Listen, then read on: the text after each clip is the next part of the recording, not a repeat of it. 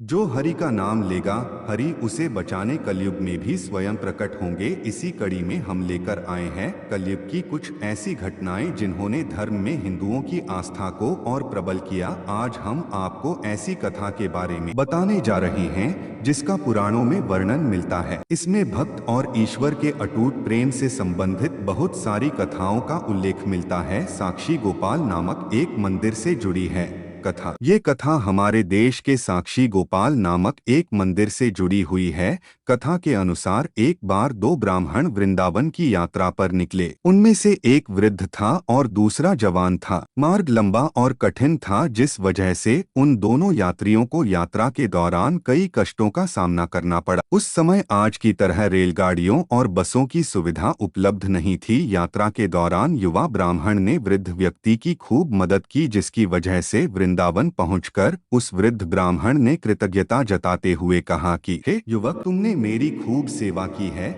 मैं तुम्हारा अत्यंत कृतज्ञ हूँ। इस सेवा के बदले मैं तुम्हें पुरस्कार देना चाहता हूँ। पर उस युवा ब्राह्मण ने पुरस्कार लेने से मना कर दिया, जिसके बाद वृद्ध व्यक्ति हठ करने लगा। फिर उस वृद्ध व्यक्ति ने अपनी जवान पुत्री का विवाह उस ब्राह्मण युवक से करने का वचन दिया। ब्राह्मण युवक ने वृद्ध व्यक्ति को समझाया कि ऐसा नहीं हो सकता, क्योंकि आप बहुत अमीर हैं और मैं तो बहुत गरीब ब्राह्मण हूँ। फिर भी वृद्ध व्यक्ति अपनी हठ पर अड़ा रहा और फिर कुछ दिन तक वृंदावन में रहने के बाद दोनों घर लौट आए। वृद्ध व्यक्ति ने अपनी बेटी का विवाह ब्राह्मण युवक से तय कर दिया। वृद्ध व्यक्ति ने सारी बातें घर पर आकर बताई कि उसने अपनी बेटी का विवाह एक ब्राह्मण से तय कर दिया है, पर पत्नी को ये सब मंजूर नहीं था। उस वृद्ध पुरुष की पत्नी ने कहा कि अगर आप मेरी पुत्री का विवाह उस युवक से करेंगे तो मैं आत्महत्या कर लूंगी। कुछ समय व्यतीत होने के बाद ब्राह्मण युवक को चिंता होने लगी कि वृद्ध अपने वचन को पूरा करेगा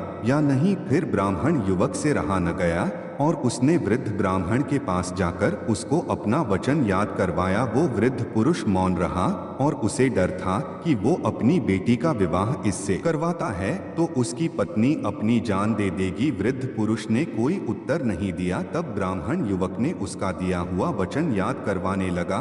तभी वृद्ध ब्राह्मण के बेटे ने उस ब्राह्मण युवक को ये कहकर घर से निकल दिया कि तुम झूठ बोल रहे हो, तुम मेरे पिता को लूटने के लिए आए हो। फिर ब्राह्मण युवक ने कहा कि ये सारे वचन तुम्हारे पिताजी ने शिवगृह के सामने दिए थे। तब वृद्ध व्यक्ति का ज्येष्ठ पुत्र, जो भगवान को नहीं मानता था, युवक को कहने लगा कि अगर तुम कहते हो कि भगवान इस बात के साक्षी हैं तो यही सही। अगर भगवान प्रकट होकर ये साक्ष्य दें कि मेरे पिता ने वचन दिया है तो तुम मेरी बहन के साथ विवाह कर सकते हो। तब युवक ने कहा, हाँ, मैं भगवान श्री कृष्ण से कहूँगा कि वो साक्षी के रूप में आए। उसे भगवान श्री कृष्ण पर पूरा विश्वास था कि भगवान श्री कृष्ण उसके लिए वृंदावन से जरूर आएंगे। श्री कृष्ण ने दी भक्त के लिए स्वयं गवाही। फिर अचानक वृंदावन की मूर्ति से आवाज सुनाई दी कि मैं तुम्हारे साथ कैसे चल सकता हूँ, मैं तो मात्र एक मूर्ति हूँ। तब उस युवक ने कहा कि जब मूर्ति बात कर सकती है तो साथ भी चल सकती है।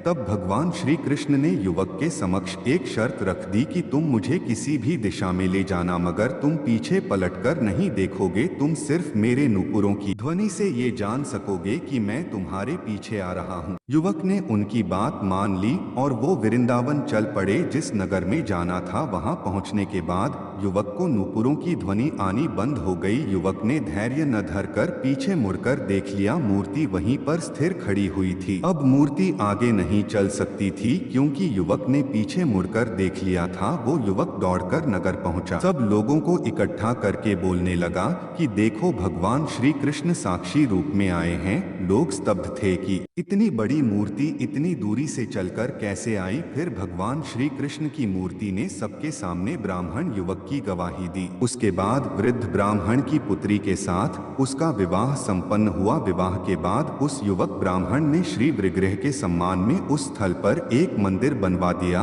और आज भी लोग इस मंदिर में साक्षात श्री गोपाल की पूजा करते हैं। तो हमारी आज की ये कथा आपको कैसी लगी, हमें जरूर बताएं।